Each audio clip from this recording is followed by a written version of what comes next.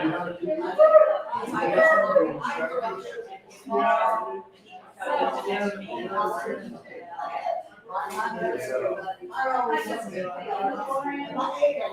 my wife.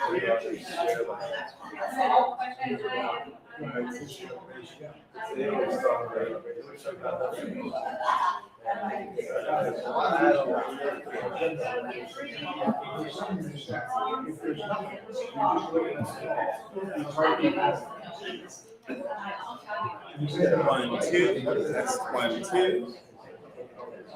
Level test.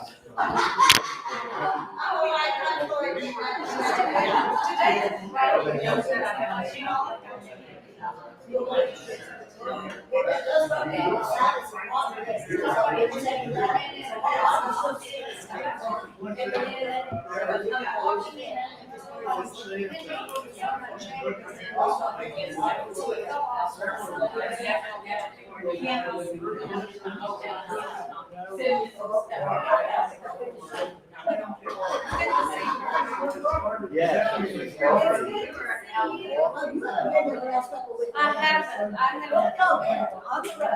We went to Dallas to see the Rolling Stones. And oh my gosh, they were amazing. I can't believe that 78-year-old guy is still dances all over. Aren't you bothered? I was tired. We did that. We spent 2 days in Perrysburg. Are you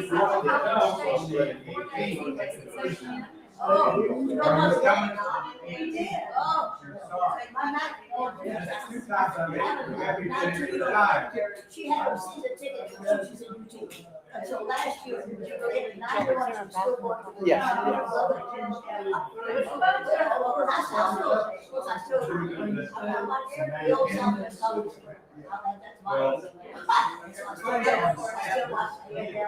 Just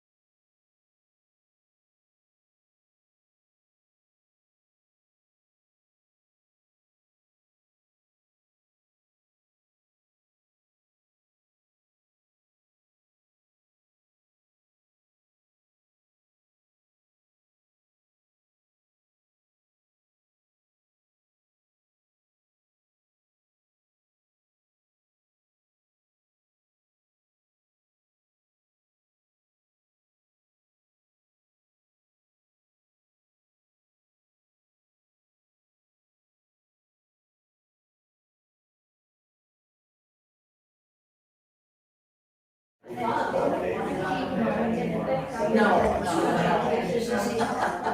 I know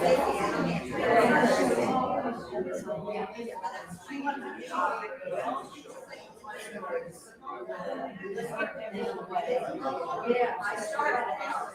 Yeah. I did build up.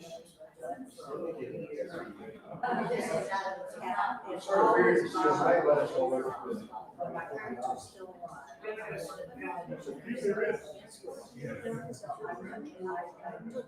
I had to repeat every last thing because it was too long.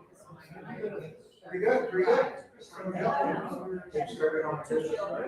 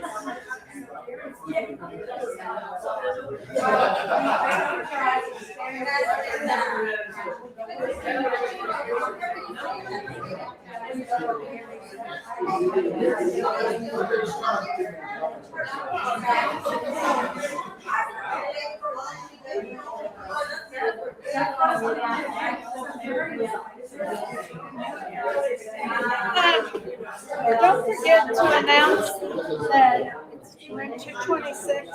I can sure use help for an hour and a half max. Okay. Snacks. Okay, if you can find a seat, we have a number of folks online waiting for us to get started. It's off. Sorry. Okay. What are you doing? You're too close, maybe.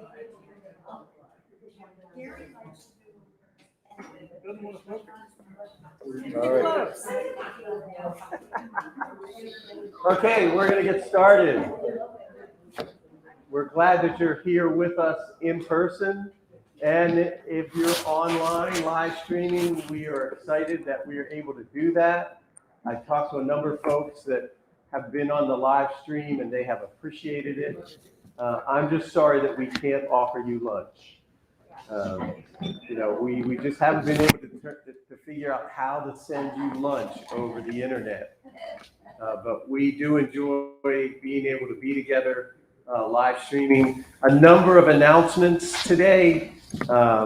We do have a Christmas family. You should have got an email this morning with the list of the possibilities for gifts and ways to participate. You can either participate by taking a name, taking the gift, and going and purchasing it yourself and bringing the wrapped gift back to me, or drop it in my office, or drop it at the front desk. But before you purchase anything, be sure you call the receptionist to make sure that someone else hasn't already chosen that one. If we don't have that kind of communication, then we may end up with 5 of the same thing. So we don't want to do that. So make sure that you take a look and either email me or call the office. It's best to call the receptionist, because Ariel and Alice will have the clipboard right there, and they could mark it off. Joe, this Christmas family thing tells you, how can you participate, but it doesn't give that list you're talking about. It's attached. It's a PDF attachment. Just keep going. Yeah, it's a PDF attachment that I turned into a PDF this morning. One thing I can tell you right now, all the shoes are spoken for. So if you were thinking you wanted to buy shoes, get shoes for that. All the shoes are chosen, taken care of. So that is off the list, and I'll make sure that it gets accounted for on the master list. And then there's also the buckets on the table. If you want to just give cash or check, make checks payable to First Press and make sure that it's marked Keys Christmas Family. And then you could also, if you're interested in going when we know where and when we will be dropping off the gifts, if you want to go, usually it's Marion Stanley and I, and there's other folks have gone with us to the family. So if you're interested in doing that, certainly let me know and we'll work that out. But that's our Christmas family. We're excited to be involved with that. Next week is our birthday lunch for November, and we're going to Comfort Cafe. That establishment is operated for the benefit of folks going through rehab. And there's no set price for the meal. It's by donation. And I was told, talking to Grace Klaus last week, and she said that what's best is if you bring cash and bring a little bit more than you expect your lunch to cost, so that we can give them a good showing. And that's the way it will be paid for. They don't even take credit cards. So it's basically an offering for lunch. And we certainly want to be generous in our offering because of the services that they are offering to their staff. And all the staff, the waitress, waiters, cooks, they're all involved in this rehab program. So I think it's a good thing for us to be involved with. And you can get the menu online. Go to Comfort Cafe, Google Comfort Cafe, and it's a huge menu, a huge breakfast menu. So if you're inclined to get breakfast for lunch, you can get it there. There's a number of good lunch offerings. They have a Philly cheesesteak that I'm going to find out. It's a real Philly cheesesteak. So be sure to. And I'm not saying you can't drive yourself, but there is limited parking there when it gets busy. And we will have a shuttle from here. So we'll need to know if you're going to ride the shuttle, so we'll know to wait for you. And either sign up or call in. And then I think the most recent, our Christmas party will be December 3rd, and we will have Miles Pike back with us. If you remember Miles Pike, we live streamed him from Westminster. I think it was in April. We loved him. Everybody loved him. Mary and I had a private concert in Westminster. We were the only ones sitting there. And there were times when he did, you remember when he did like the quartet?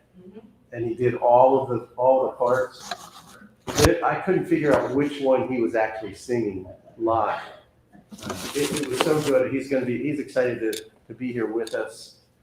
So be sure that you sign up for that. And that will be December 3rd, and that will be our Christmas party as well.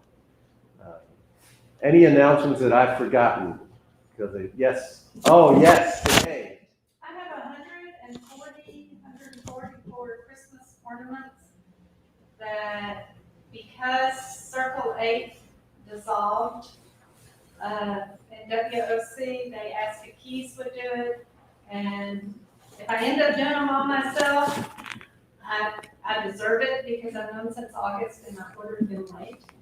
But they're really easy to do. You're building a manger scene. It's a peel and stick about 5 things on it. That's it. And so we're doing that at 1 o'clock in room 226. I have some sweet and non-sweet snacks. If you would like to come for an hour, 45 minutes, hour and a half,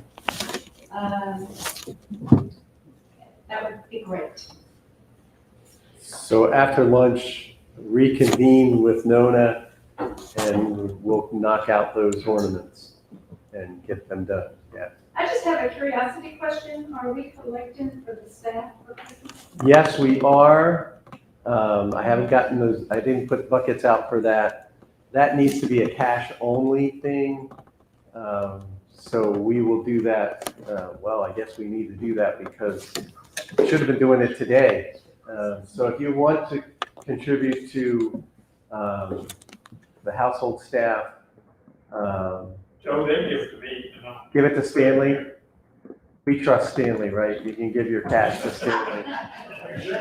And any cash that's given to Stanley today will go toward the Christmas gift for the household staff who have been doing things for this, and we love them anyway. So whether we have had them for all year, I think they have served us well over the years, and we certainly want to be involved in that. Thanks for reminding me. Okay, today we are here. We're celebrating recognizing veterans, and we'll do that towards the end of our time. Hazel Zakar, and I hope she's watching live streaming, sent me a newsletter from the Army Nurse Association, and there was this particular speaker on the cover that she said, could we get this person? And so I sent an email tried to get in touch with whoever was involved in that. And Donna Wright, who got back to me. Donna represents that association. And we were talking, and I was so desperate trying to get things fixed, fit in. And I was gonna reserve her right away. And then I thought, Veterans Day. So that's why Donna is here with us today. She served as an Army nurse. She's been part of the Army Nurse Association. I'll let her tell all the things that she's been involved with, but Donna, thank you for being here today, and we look forward to hearing from you. I brought my clock, so I don't go over time. Lunch will be served at noon, yes? Usually. Okay. Well, as Joe mentioned, I was an Army nurse and also involved in the Army Nurse Corps Association, which is physically located, our national headquarters is here in San Antonio, Texas. And I'll tell you a little bit about me. I normally don't, but I thought since this is Veterans Day and we don't really know each other, I mean, I know a little bit about Joe and I've met some of you in the audience. I found out a little bit about you. I want you to know where I came from in terms of my decision to join the Army, and then my organization, the Army Nurse Corps Association, which is the organization based here in San Antonio. I welcome your questions, and I have a handout to distribute when we get to the point in my talk where we're talking about the Army Nurse Corps Association. If I run out of time, Joe, and you want me to stop, just do this and we'll wrap it up. But I'm going to try to be very attentive to our time and be done by the time lunch is served. I joined the Army Nurse Corps in 1970. I was 21. I was a senior in college at San Diego State University, and I was trying to decide what I was going to do when I graduated from college. I could have gone back to Orange County and been a nurse at St. Joseph's, where I did my volunteer work initially. I worked as a nursing aide, and that's what made me decide that I wanted to be a nurse. That seemed so ordinary. I happened to be in the Department of Nursing office at the university, and there were cards on the table that said, postcards that said, join the Army and see the world. And I thought, yes, that's exactly what I want to do. Join the Army and see the world.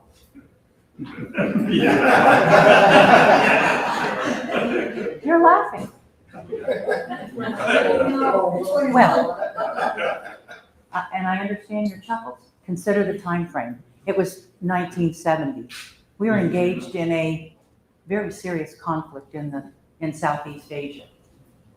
But I thought, I'm so young, that certainly won't involve me. They won't send newbies like me to Vietnam, but we'll get there in just a minute. Why did I decide to join the Army? It was an opportunity to, yes, see the world. But I had trained in San Diego at the Naval Hospital. It's a wonderful facility.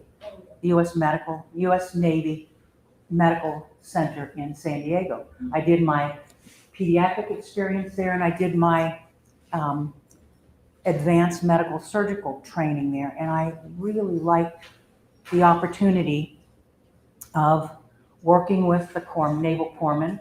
I liked the idea of having a hierarchy.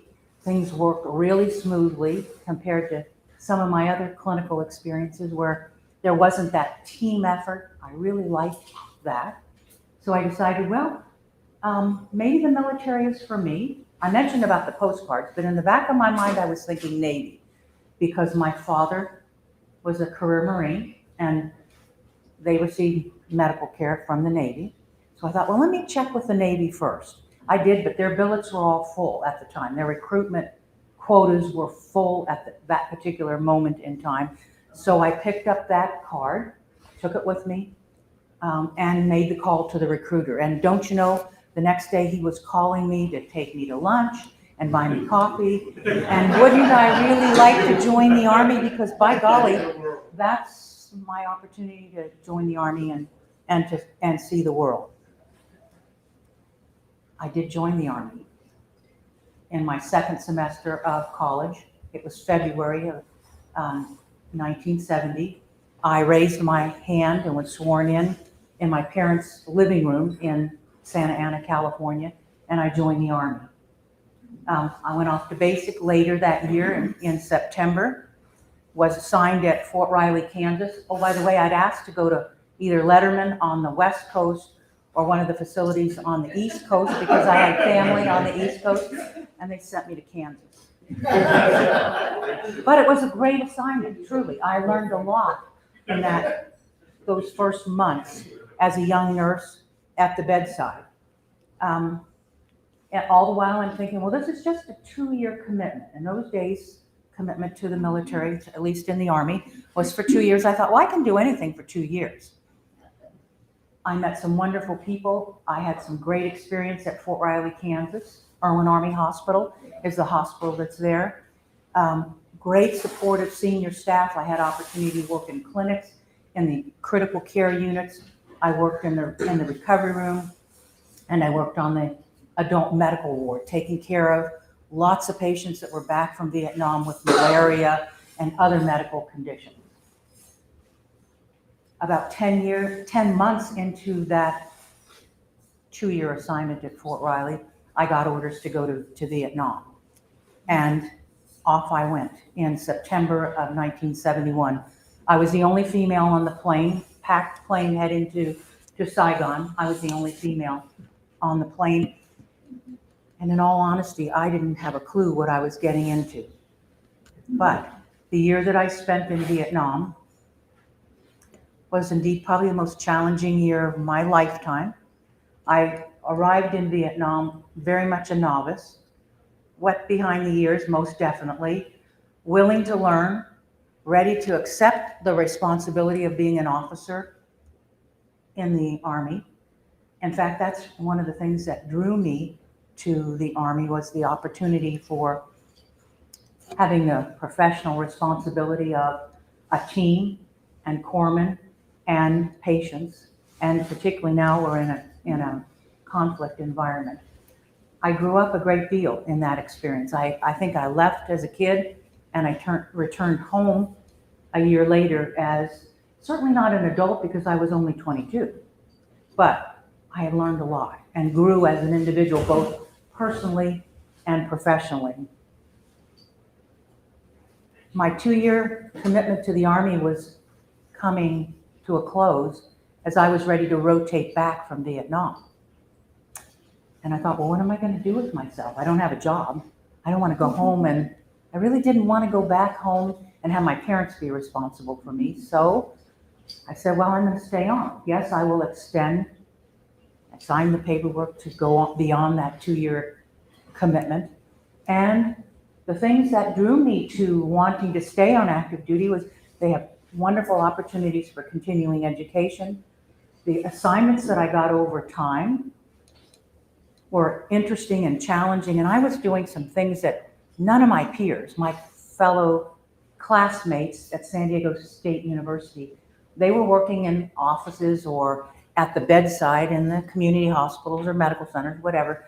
I was getting to do some really exciting things, and I felt that was pretty special. I liked that, the challenge of being an officer, being a nurse, leading a team, being asked my opinion. That was pretty special. I did get to travel, both in the United States and abroad.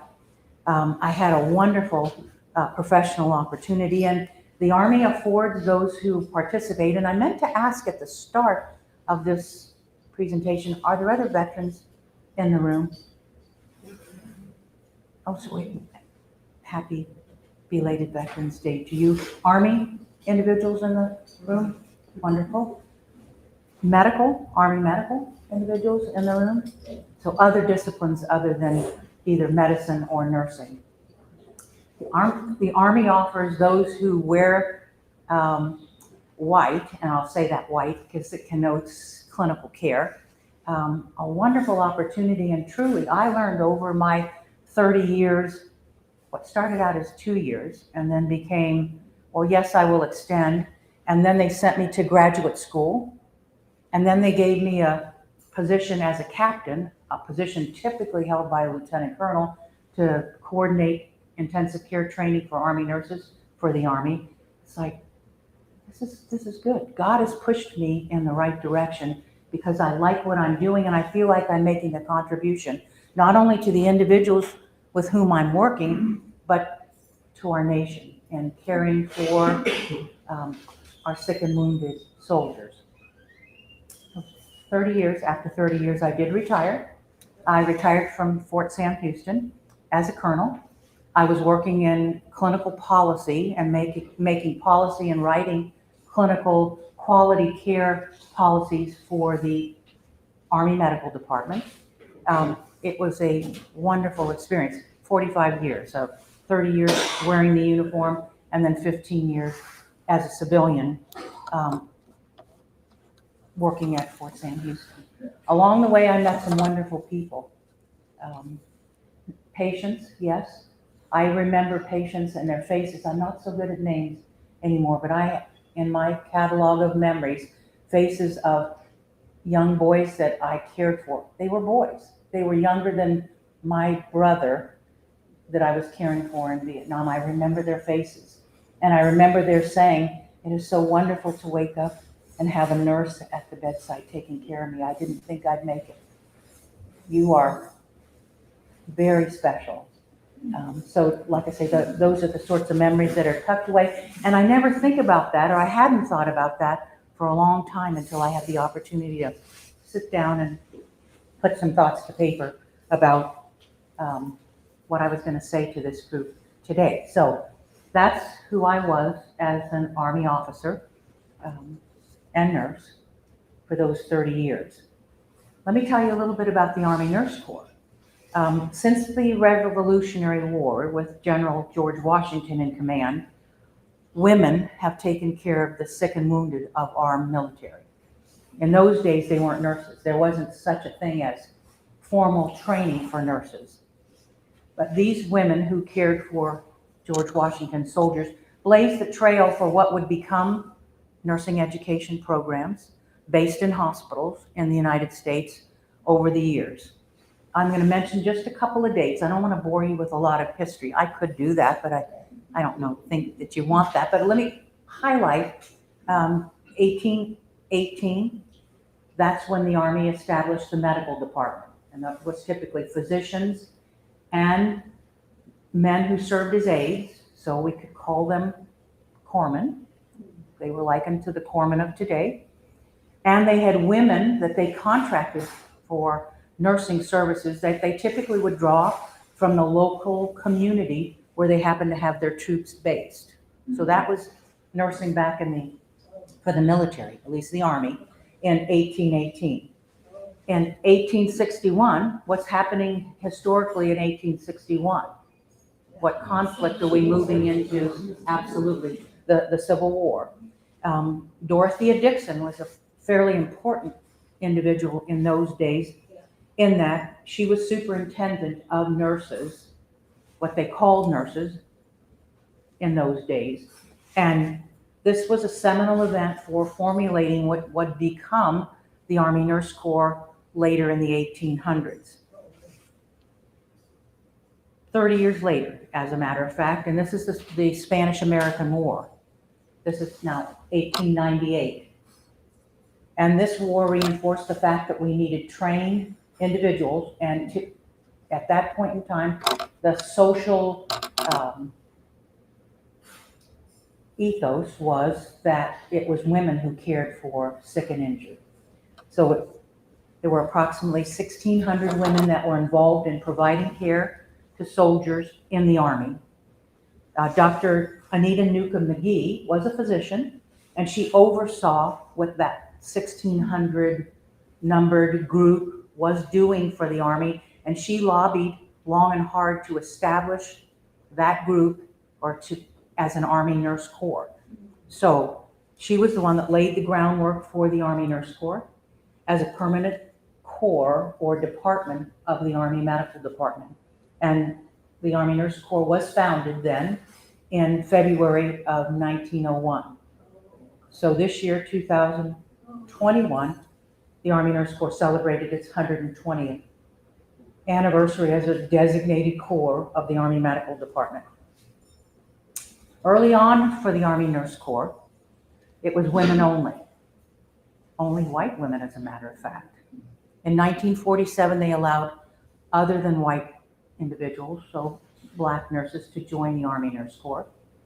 And in 1955, during the Korean War, men were authorized to join the Army Nurse Corps. Up till that point, it had been a woman-only corps.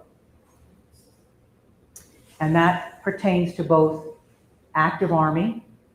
There's a group of individuals that serve on active duty, if you've heard that term. There's a group of individuals who serve in the U.S. Army Reserve.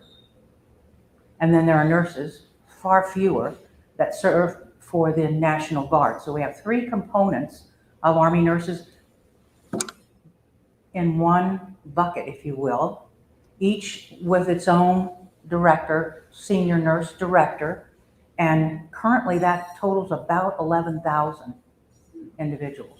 That number is way greater than I expected.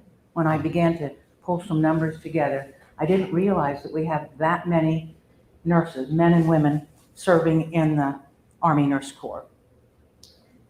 Nurses wearing the Army uniform have a variety of clinical specialties, from OB/GYN to medical surgical nursing to psychiatric nursing to anesthesia nursing. So with a wide complement of experiences and skill that Army nurses bring to the Army.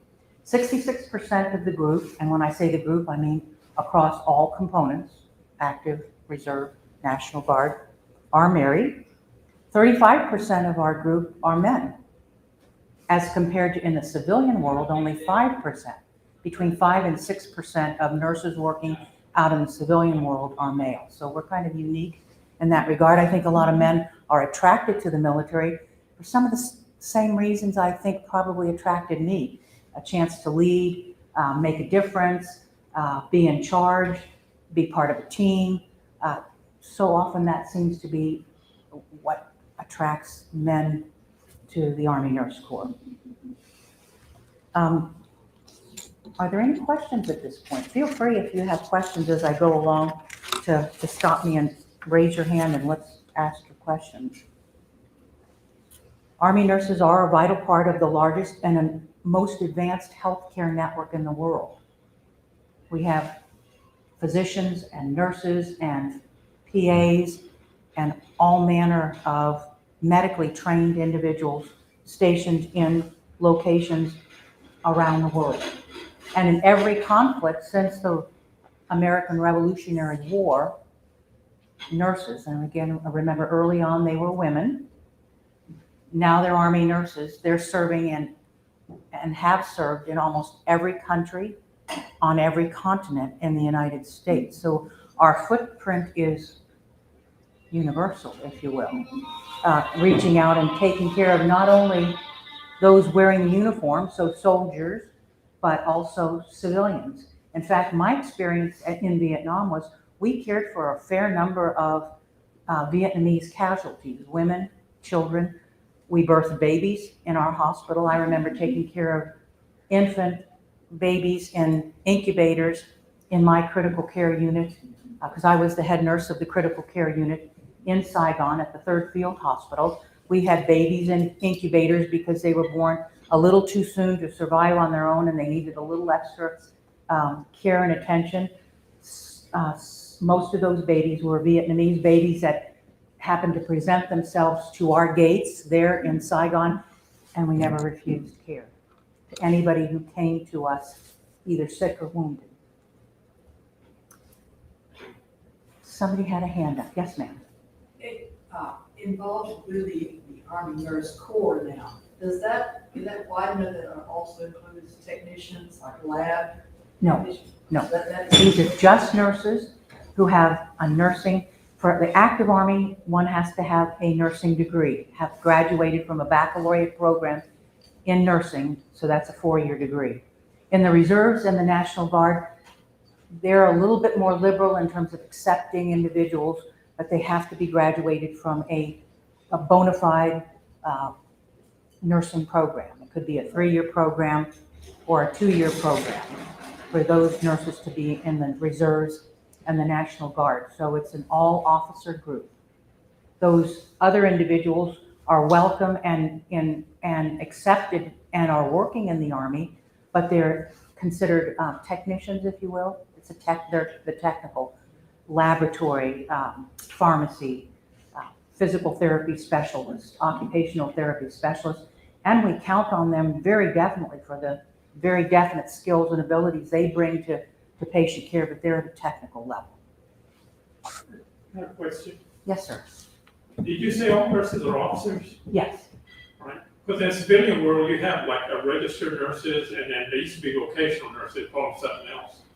But in the Army, they're just all from they have a degree, active degree. If they're considered an Army nurse and they wear the rank of an officer, they have graduated from a nursing program.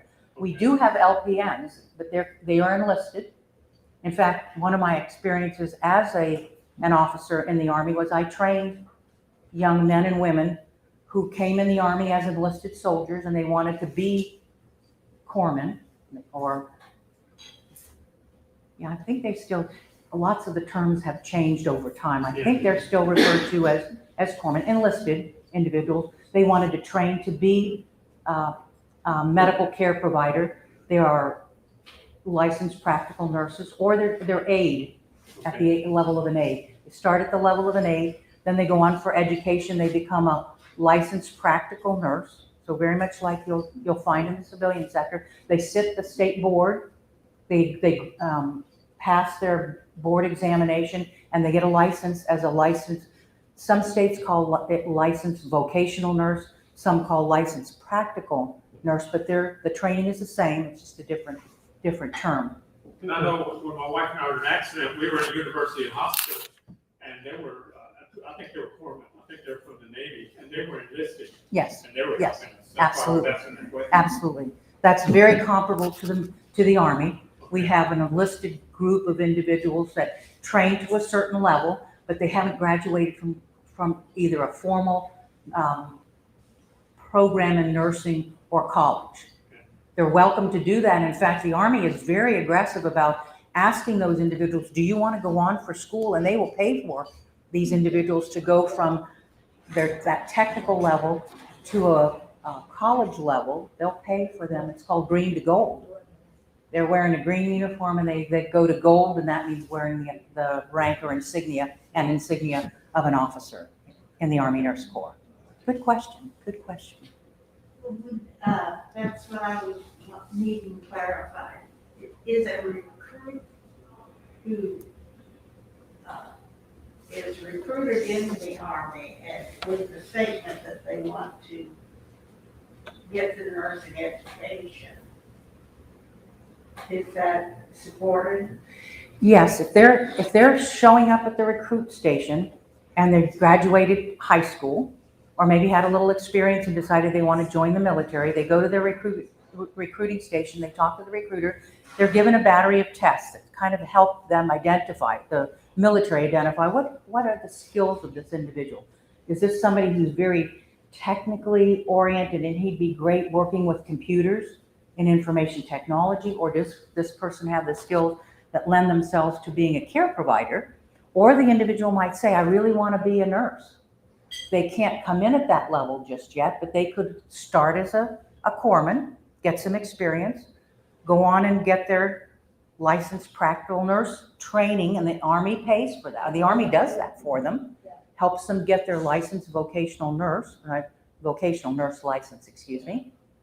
And then they can say, well, I'd really like to go one more step, and the Army will help them take that step and fund their college. And then they owe the Army some payback time. The Army has invested in them to grow them to be a nurse, and they're obligated to pay back some time on active duty for that financial assistance through college. We have a lot of individuals who have done that. And I've been amazed as I stayed in contact with the Army Nurse Corps, how many individuals who were LVNs initially that went on to college and now are back in the Army Nurse Corps now because they've graduated from a nursing program. They're licensed as a nurse in a state. They have to have that nurse license, and now they wear this. It's basically the same uniform. They just put on different insignia and different rank, and now they're officers, and they're taking charge and directing the enlisted group who work as part of their team. Thank you. You're very welcome. One final comment. Again, as I was doing some fact gathering to do this presentation, I didn't realize that an Army nurse was killed at Ground Zero on 9/11 when those planes crashed into the Twin Towers. Apparently, he was in the Army Reserves. He was a firefighter by day, and he was a reserve nurse on weekends and during the summer. He was helping to evacuate individuals from the, let me look at my notes, one of the major hotels, the Marriott. Yes, there's a Marriott apparently, or there was a Marriott between the two towers. And when the first tower was hit, they called for assistance. Captain Mullen was his name.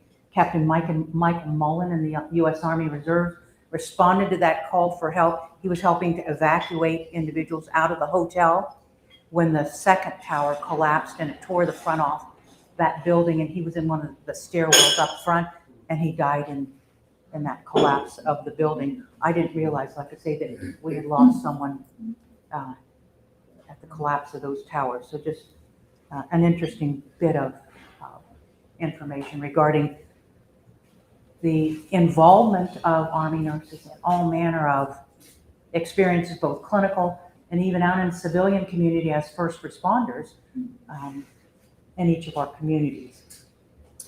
All right, let's transition now very briefly because I'm paying attention to the time and we're getting on towards noon. Let's talk about my association, the Army Nurse Corps Association, for a few minutes. And I brought along a brochure about us.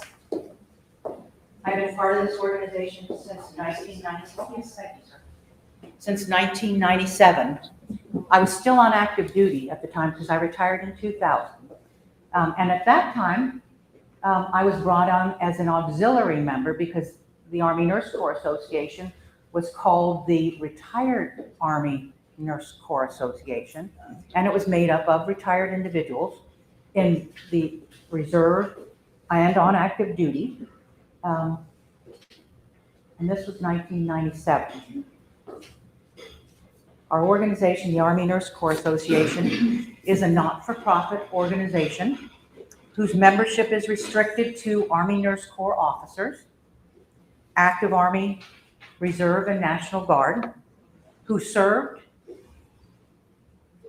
or are currently serving now. This is now the Army Nurse Corps Association. We'll talk a little bit about the organization when I first joined, but the Army Nurse Corps Association of today allows for membership by those who served, retired, or are currently serving. So all sections or types of Army nurses are welcome to join this organization.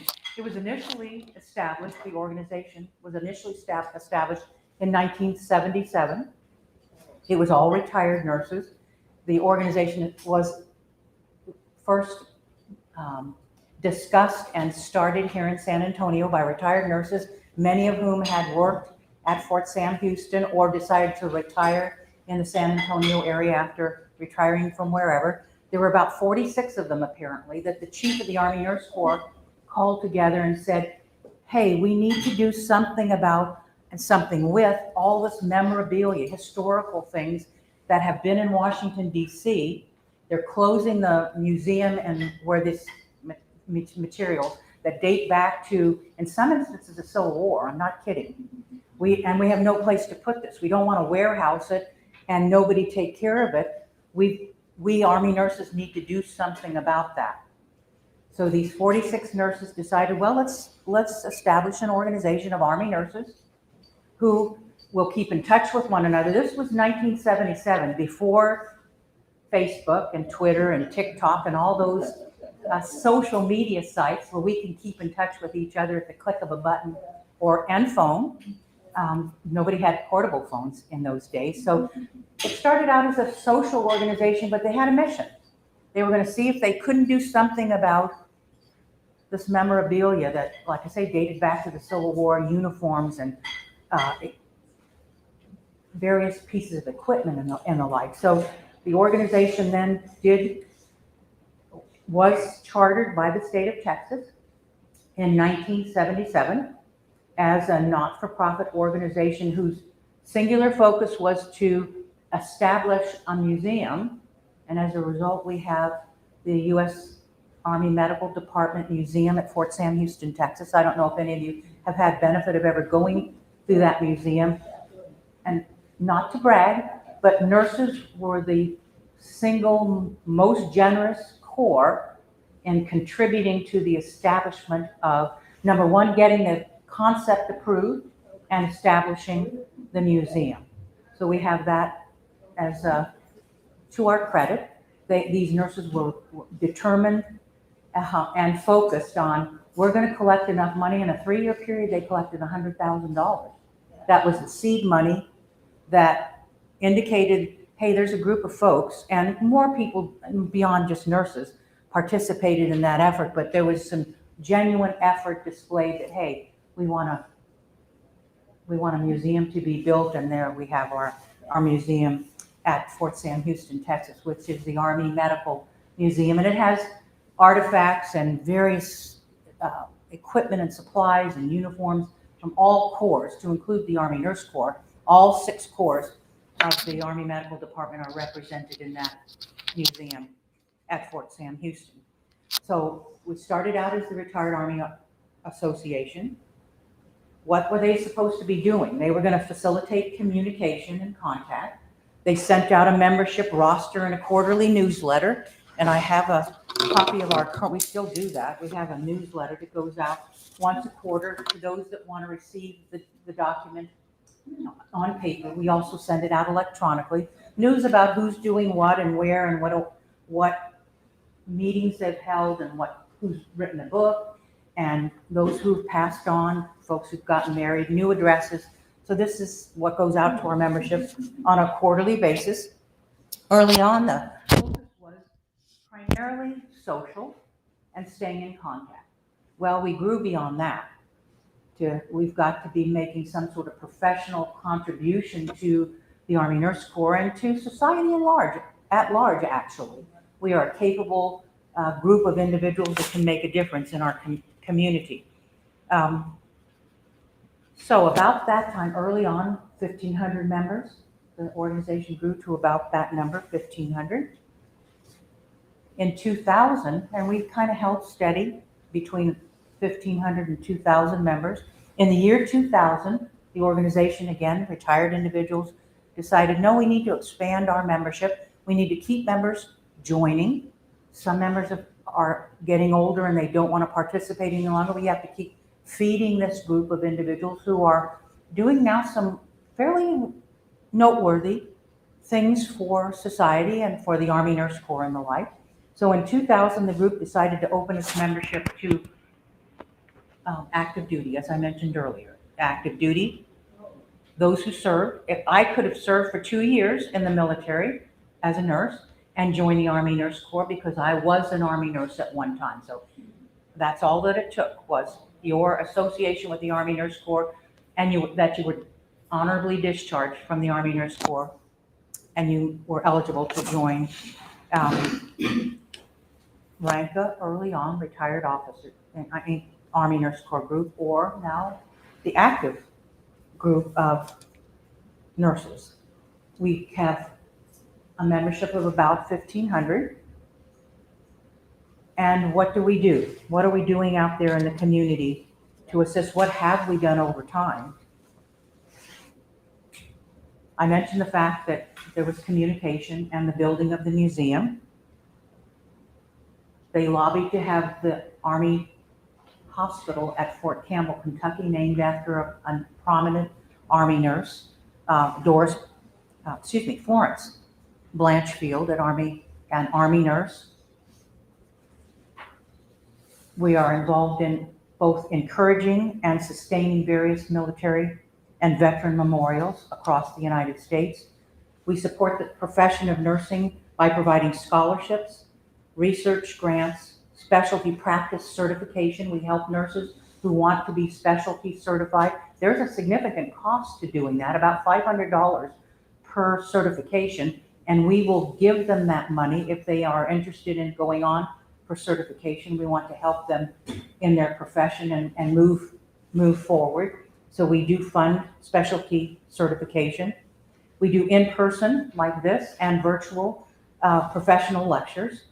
We share the nursing, new developments, new research, new advancements in the Army Nurse Corps. We help to disseminate that information across the Army Nurse Corps and even out into the civilian community. Many of our Army nurses, both active and retired, are very active in guest speaking and lecturing and writing articles, both for nursing publications as well as various newspapers and other civilian literature.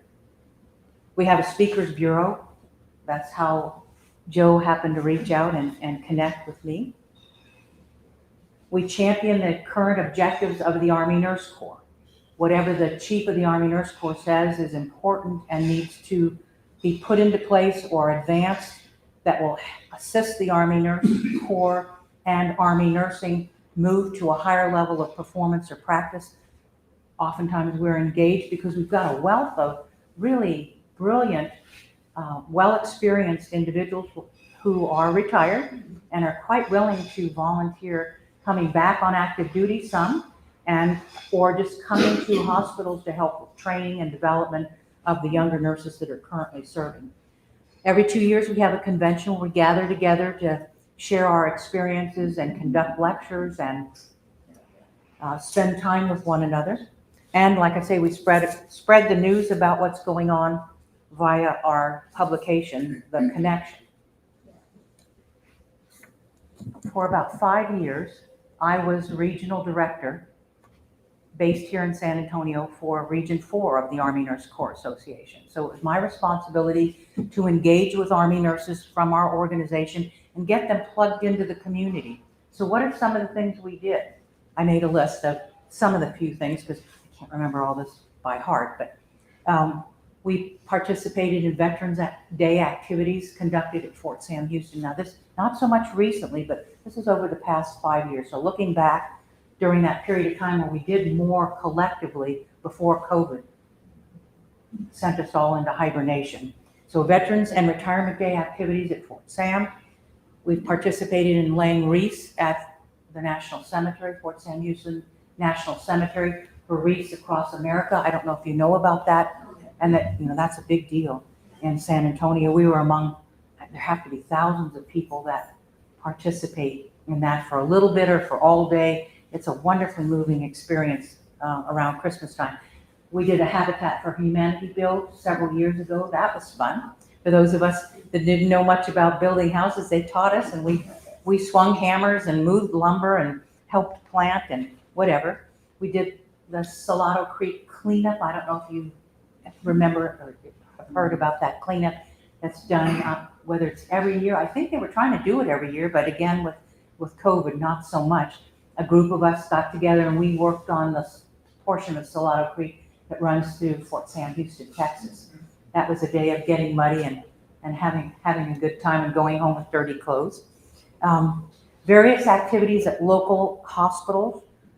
Many of our nurses participated during the COVID immunization clinics that were held throughout the city. Most of those individuals were retired, so you wouldn't know, they weren't in uniform, but a fairly good sized group of my colleagues were out there giving immunizations. We typically have an anniversary celebration at all our military hospitals each year, and oftentimes it's the Army Nurse Corps Association members who are providing the anniversary cake or helping with old uniforms or helping to put together the celebration that is held at the treatment facility to honor the Army Nurse Corps at its point of anniversary. We've done marches for or participated in fundraising activities for various diseases like the Lou Gehrig's disease, the ALS Foundation. They have a walk to raise money for those individuals with ALS. A very good friend of mine whom I work with at the medical command in the early 90s developed Lou Gehrig's disease and is very critically debilitated with that disease. So a number of us knew this lady, and each year when the marches have been, or the walks have been conducted, we've participated. The medical museum gets a lot of our attention as docents and assistants at the museum. And I will close with that. So not only are we looking out to develop each other, those of us that are retired still wanting to stay in contact with the profession, but those that are still working and serving the United States Army and its dependents, family members and dependents, our commitment remains to foster and endorse military nursing. Nursing at large, actually. And I'll mention, I forgot to mention, one of our major endeavors is providing scholarships to young individuals or these enlisted folks that are going back. They're currently LPNs and they want to go back to school. And they have to, if there's any money, they're not being paid by the Army now. They're paying their own way. We'll help them with scholarship monies. Our organization, since 1997, has donated $750,000 specifically to nursing education. So that's really our heart and soul, is supporting the profession of nursing and assisting those that want to be all they can be, was once a slogan for the Army. Those of you that are my age in the room, you remember when you could be all you could be? There you have it. So like I say, that's our major focus is scholarships. And so with that, I'll conclude. I've got 2 minutes left. I'll be happy to entertain a question or two, or if you have a question while we eat. I know I'm slowing down lunch. Are you ever invited to nursing school? Oh, yes. People go yes. to the army for that. Absolutely, we are. Invited to nursing schools, you bet. That's part of that speakers bureau that I mentioned. Oh, okay. Just like Joe wanted to, I'm guessing maybe that's how you connected with Colonel Gaussman, who lives in Pennsylvania. She coordinates the speakers bureau. It was through Hazel Zachar. Okay, Hazel probably. And I don't did know that. if Hazel's She very well online today. She very well may have reached I out hope she is. to that And speakers bureau. Oh, Yes, I have been personally contacted to say, we need somebody in your region to speak at a nursing school up in North Dakota. Yeah. Would you happen to have somebody, and we get on to our network and say, yes, there is a retired lieutenant colonel up there. Let me contact her, and we have plugged in and been speakers to talk about the Army or talk about nursing or their experiences after retirement with nursing in the Army as a background. So yes, indeed, we do that. We do that routinely. It's one of the fun things Okay. one gets to do in retirement. Okay. Yes, ma'am. And you're completely self-financed, you don't get federal money or Absolutely. grants. Absolutely. Yes. And that brochure that I handed out, our 2-year membership is $40. Most of that money helps to defray the administrative costs of managing an organization, but anything that's left over goes into our scholarship fund. We've been blessed by several very nice endowments from Army nurses who have passed on. So that is, all those monies go directly into our scholarship fund. So it's Army nurses helping Army nurses, passing it on.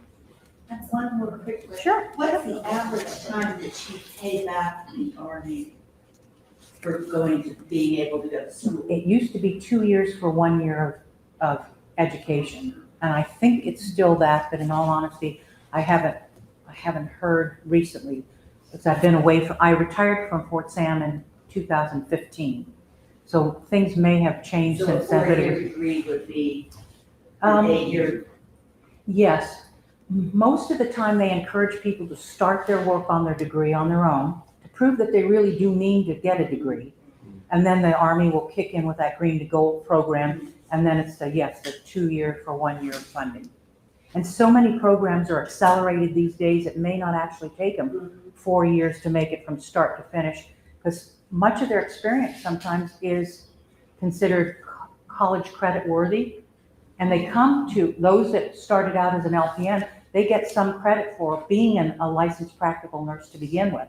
So it's not necessarily for a 4-year experience. But again, every situation is unique. Well, thank you I think so I'm much. done. Thank you, Thank sir. you for being here. My pleasure. You can stay right here. Okay. I'd like to have all of our veterans stand who are here with us today. We like to try to do something special for veterans.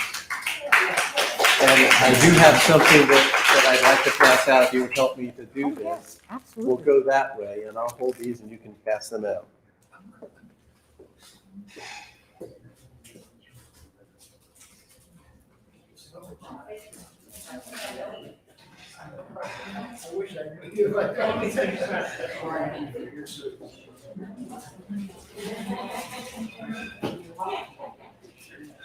Is this link?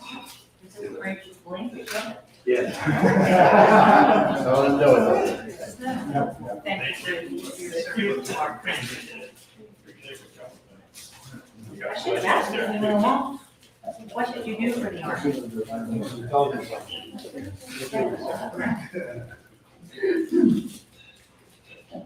But how did you serve? Oh, good for you. Good for you. That's a blue.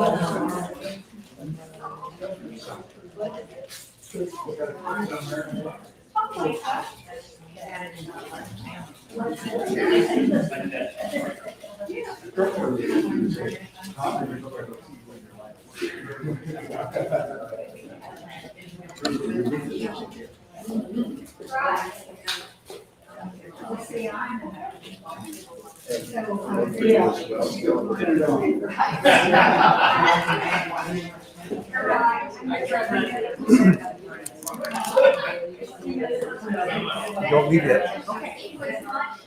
So, in appreciation for your time with us today, you can't let this group loose. They just get out of control. This is a history of First Presbyterian Church that was prepared at our 150th anniversary, right? Yeah. We just celebrated our 175th anniversary. Very I want to give proud. this to you Thank in you. honor of you being with us today.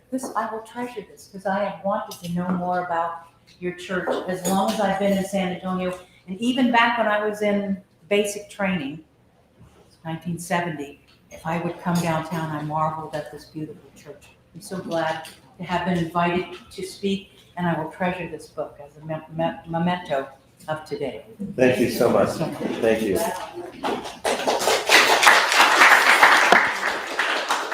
And for those who are veterans that are live streaming, I will do my best to get you the flag pin. And you can see it, it is a flag pin with a Keys logo on it. And so, and if you're not a veteran, you'll see the ones that they're wearing. If there are any left over when the veterans get one, I'll sell them for $25 a piece. No, I joke. But thank you all for your service. Thank you that we can be here today. Let me pray and we'll alert the kitchen that we're ready for lunch. Father, thank you. Thank you for what this country has received from all who have served. And we're thankful for the sacrifices made in their family lives and their personal lives. Thank you for those that are here with us and for their families as well. We lift them up to you. Just pray that they would have a special sense of your presence in their hearts and their lives. Thank you for the time we can be together here today, in person and online. Thank you for the food that we will share together, for those that have prepared it and will serve it to us. And just pray that you would give us sweet fellowship around these tables. In Jesus' name, amen. Joe, with